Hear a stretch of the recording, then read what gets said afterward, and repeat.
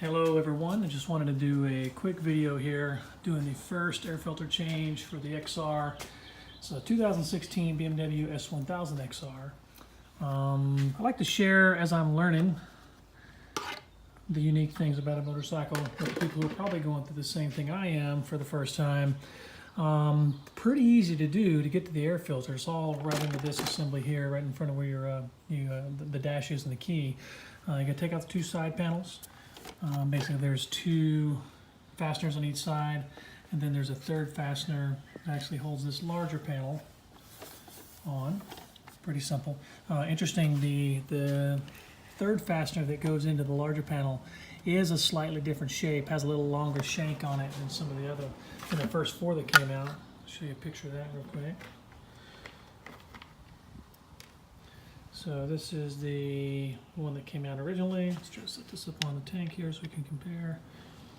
That's one of the first four that comes out, and then the third one that comes out that holds the larger panel is a little larger. You can see, and this has got a little plastic washer on it. They put on there and everything a little mangled up, not a big deal. So slightly different size. You gotta make sure those go back in the right area so you don't break your plastic when you're reassembling. The other piece is the way that the center console comes out is kind of unique. I did it the wrong way the first time and actually tried to separate this portion from this outer portion of the console. It does come apart, but you end up having to kind of maneuver and finagle. And the reality is this is actually just the centerpiece here is just pinned in with these two things here, these clips that go right into those holes. So that's holding it vertically. And then horizontally you have these tabs on the back that you just need to slide out from the back of the tank. So the mechanism is you kind of pull this out. The outer portion kind of is going to move forward. As it moves forward, this will actually shift around a little bit, and then you can lift it up and it comes out. So a little bit of pressure. I was concerned I was going to break it. Turns out it's designed to swivel a little bit and have some movement. You can take it apart by separating the two if you want. I just think it's easier to bring it off as one piece. Then the air filter itself is down in the assembly. The air intake has like a cowl that goes into the front of the filter that comes off the front of the bike, and it's held in place by this one little rivet, plastic rivet. So you pop that thing out, and then this is what I thought was interesting, I didn't expect, is this, I don't know if I can get it out with one hand, this portion of the cowl intake ducting just kind of slides up out of the way. Hard to do one hand, sorry. And then you'll be able to freely pull the rest of the filter out. So that's what I'm about to do. I'm about to swap out the filter and go to a K&N filter. So hopefully it'll all fit up nice and tight at the end. Thanks. So continuing the discussion here on the air intake filter for the 2016 BMW S1000XR.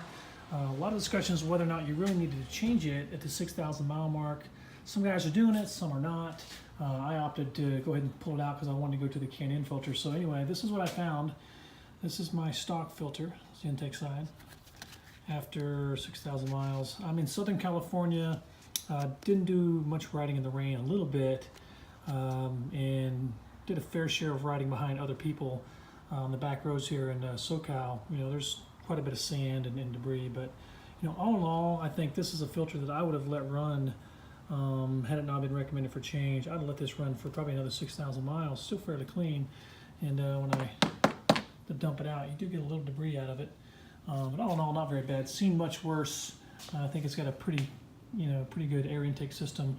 So you're not getting a lot of unnecessary road debris. Again, though, I'm going back with the K&N, and it's for the 2016 XR, it's the BM 1010. So I'll get this thing put in and be able to reuse the filter as opposed to changing it out every 6,000 miles. All right, we're still talking about the air filter for the 2016 BMW S1000XR. I have pulled the stock filter out and showed that to you. This is what the K&N filter looks like for comparison. Side-by-side comparison with the stock filter. Dimensions are going to work just fine. Again, the one that was recommended was the BM 1010 for a K&N. Used a lot of K&N products. It's pretty standard. If you've had a K&N filter, you know, nothing spectacular on this one. I'm going to slide it into the housing and hopefully it all buttons up nice and tight. And I'll add that to the video once I'm done. Alright, so I got the new K&N filter in place and slid it in and out here a couple times, just trying to get a feel for, you know, what the average person is going to run into as far as interference when they're sliding the assembly in. The first thing I notice is that this one section of evaporative hose here that comes off the top of the tank assembly, it tends to want to get hung on this side of the housing just because of the way the routing works. I didn't notice it the first time, had to pull it back out. And then farther down in the very bottom, where it goes past the bottom of the filter assembly, you want to make sure that you move the hose completely around into the front and on top. So it's going like this and going down around the front of the housing where it gets pinched on the bottom side of the housing on the way down. And then hiding down inside here is another wire that comes across that wants to get pinched in the housing as you're sliding it through. The housing is shaped in a bit of a dome. And there's a cutout in the frame and a bit of a dome. Of course, you know, the exact shape of the ducting, the cowl that you pulled out.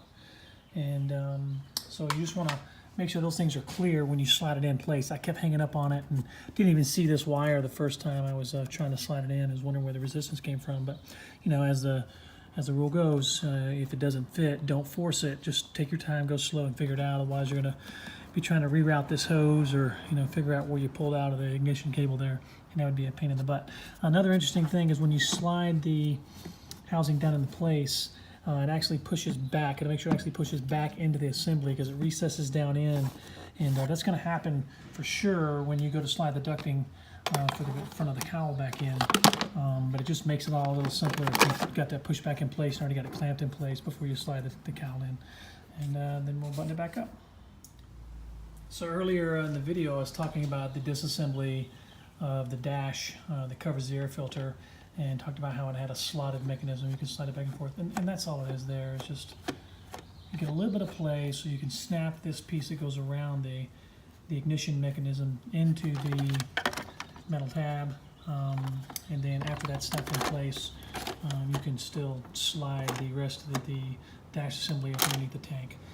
Pretty smooth, pretty easy design. I'm about to put it back together. I mean, I think all in all, I've been recording the video and it's probably been maybe 10 minutes I've been doing this. I think if you went at this with a new filter and you've done it a couple times or you've done it at least once, this is a 10-minute job at best. You know, great to BMW for making it fairly simple. I've definitely had motorcycles in the past where, you know, you had to remove the tank and you had to, you know, take the seat off, the tank off, and disconnect the tank just to get to the air filter. So they made it fairly easy to service, and so there's really no reason not to at least check it. You know, 6,000 miles, and the recommendation for BMW is to change it, of course. Of course they're going to say that. And you just make your own call. I'll show you what mine looked like after 6,000 miles. Southern California riding, fairly good weather, and definitely could have used that for another 6,000 miles at least. But I don't do any dirt, any off-road on the XR. It's not an adventure bike like they try to make it seem it is. So anyway, I'm going to button this thing back up, and I hope you find this useful. Thanks.